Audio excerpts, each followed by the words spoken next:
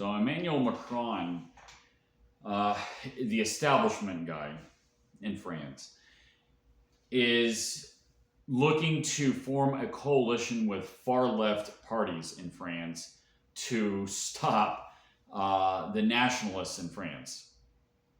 Obviously, this is a problem with parliamentary systems, is that, you could form coalitions, and even if, if you break it down in a pie chart, let's say the biggest chunk of voters can be disenfranchised by this method, by forming coalitions.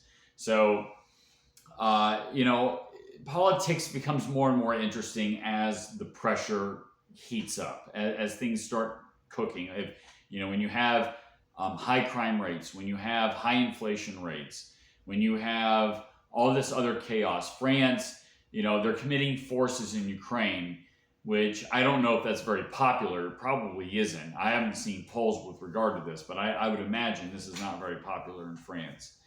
A lot more people this time, I think it was something like 12 million people voted for the nationalists this time around.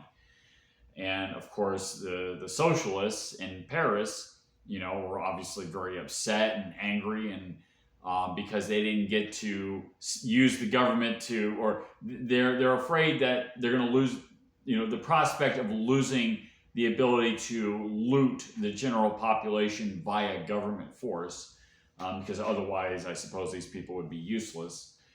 So, they're just kicking the can down the road. I mean, you're going to cause more and more chaos.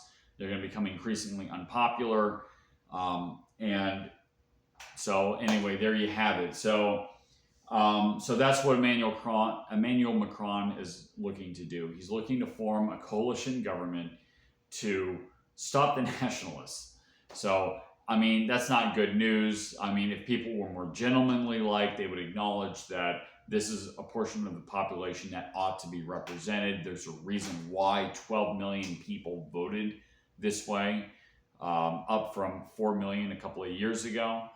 So, they need to look and say, okay, well, why is there an additional 8 million people in the last couple of years voting for this party? Of course, they don't care. They're like all other Western governments, or governments in general. They are a government of and by the special interests and not of the people. So, this idea of the people having a say to the elites is the most dangerous thing to them. Well, when they get back into a corner, they get very dangerous. So, anyway, I'm going to put a link in the description below the article that I'm referring to.